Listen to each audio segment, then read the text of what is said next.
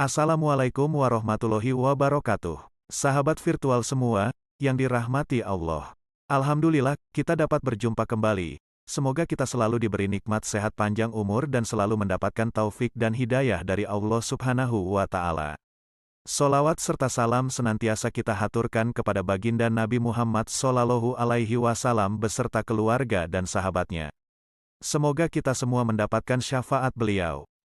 Jangan lupa untuk subscribe, like, dan share video ini. Bagaimana agar saya mudah cari rezeki yang halal? Jawabannya adalah kesederhanaan. Jangan gaya-gayaan hidup. HP-nya harus merek ini, bajunya merek itu. Bajumu nanti merek kain kafan semuanya. Jadi biasakan dengan kesederhanaan. Sekarang ada gaya-gayaan tuh. Mobil merek ini, wow, gaya hidup. Yang diikuti gaya hidupnya tetangganya.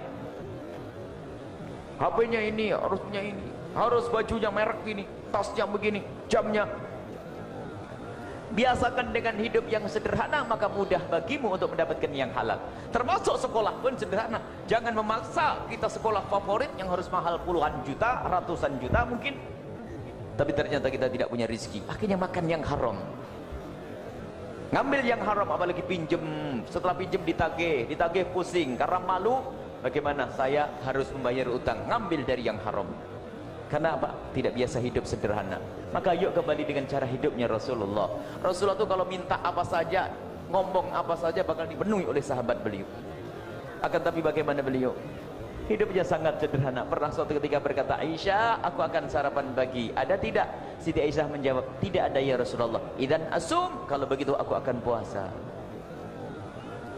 Biasakan dengan sederhana, makan apa adanya. Nasi putih dengan kerupuk dikasih kecap atau apa saja. Kalau punyanya itu. Sekarang harus belanjanya, belinya ayam pun ayam bohongan tuh loh, yang ayamnya kecil pakai bungkus tepung gede itu. Waduh, apa namanya itu? Waduh, alhasil sudahlah, lupakan gaya-gaya hidup. Kalau Buya pakai imamah begini, jangan dianggap imamah ini mahal.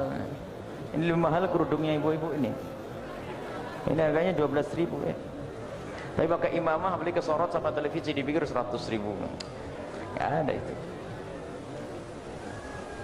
Kalau Jakarta, seandainya Buya di Jakarta, mungkin kayaknya di Tanah Abang. Cuman karena di Jawa di Cirebon, maka Tegal Gubuk kan gitu. Biasakan dengan sederhana. Ayo kita makan apa adanya. Termasuk Syekhul Habib Hasan bin Ahmad Bahrun ngajari seperti itu. Pernah suatu ketika kami makan dengan beliau, ada sajiannya petis. Ini pertama kita sering diajak makan beliau. Ada petis. Saya itu orang Jawa, belum pernah berurusan dengan orang Madura, belum kenal sama orang Madura. Ada betis, saya ngelihat modelnya, baunya, saya kurang suka dan tidak makan. Akhirnya kenapa kamu? Saya nggak bisa makan betis. Ustaz, diam dulu sebentar beliau. Akhlaknya beliau tidak langsung marah. Sudah, ente harus belajar makan betis. Ustaz tidak ingin punya murid kalau datang ke rumahnya jamaah lalu dikasih makanan bilang aku tidak suka. Itu namanya nyiksa. Kalau bilang ini senang suka, jangan latihan. Akhirnya diam-diam kami latihan makan petis, akhirnya sampai kecanduan petis.